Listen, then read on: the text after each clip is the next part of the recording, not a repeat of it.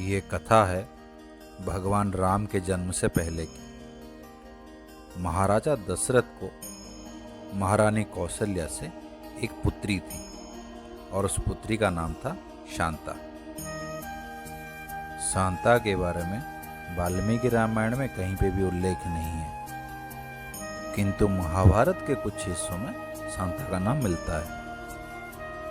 ऋष्यशृंग नामक ऋषि ने बारिश के ऊपर क्रोधित होकर उसे और कभी ना वर्षा होने की श्राप दे दिया था, क्योंकि ऋषि ऋष्यशृंग जब भी तपस्या करते थे या कोई यज्ञ करते थे तो बारिश होकर उनकी तपस्या भंग कर देती थी या फिर उनके यज्ञ में विघ्न डाल देती थी।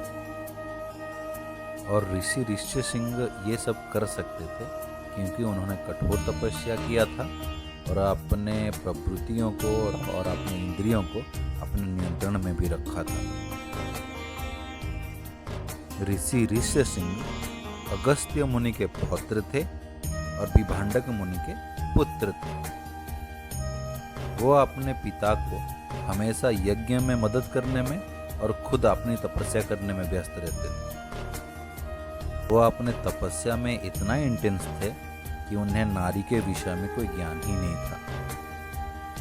कठोर तपस्या और स्पिरिचुअल प्रैक्टिस के वजह से उन्होंने बहुत सारी सिद्धि और मैजिकल पावर्स भी जनरेट किए और उनकी सहायता से वो प्रकृति के दिशा को भी मोड़ सकते थे।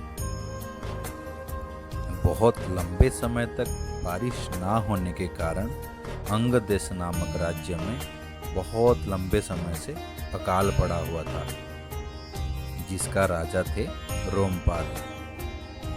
ऋष्यशृंग मुनि के श्राप से ये जो अकाल चल रहा था, इसे समाप्त करने का एकमात्र रास्ता था कि उनके जीवन में कोई नारी का प्रवेश करवाना।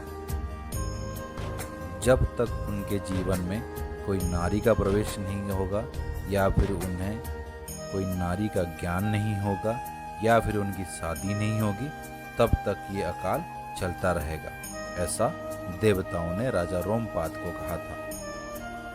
किंतु राजा रोमपाद की कोई पुत्री नहीं थी जो इस ऋषि के जीवन को एक गृहस्थ के जीवन में बदल सकते।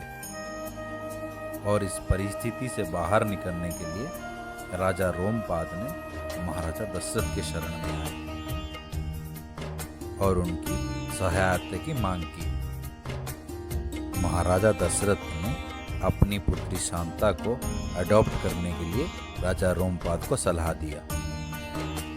ऋष्यशृंग मुनि का राजा रोमपाद के महल में आना, शांता के साथ विवाह करना, ये वाल्मीकि रामायण में विस्तार रूप से बताया गया है। शांता ऋष्यशृंग मुनि को अराउज करने में सफल हो गई और उन्हें अपना पति बना लिया और उस वजह से राजा रोमपाद के राज्य में दोबारा बारिश होने लगी। शांता और ऋष्यशृंग की कहानी महत्व इसलिए इतना रखता है क्योंकि वो संपूर्ण रामायण को एक पारिवारिक कहानी में बदल दिया। ये पृथ्वी परिवर्तनशील है और अनसर्टेनिटी से भरी हुई है, लेकिन दूर भागना इसकी उत्तर नहीं है। रामायण के हिसाब से संसार का त्याग करना भयंकर और विनाशकारी भी है। और इसी वजह से ऋषि ऋष्यशृंग ने एक तपस्वी से जब एक स्वामी बने, एक पति बने, बारिश दोबारा लौट आई और ये धरती फिर से हरी भरी हो गई। और रामायण मनुष्य की ये असुविधा को बताती है कि कैसे डिजायर और डेस्टिनी ये पृथ्वी को इम्परमानेंट और ट्रैजिक बना देती है।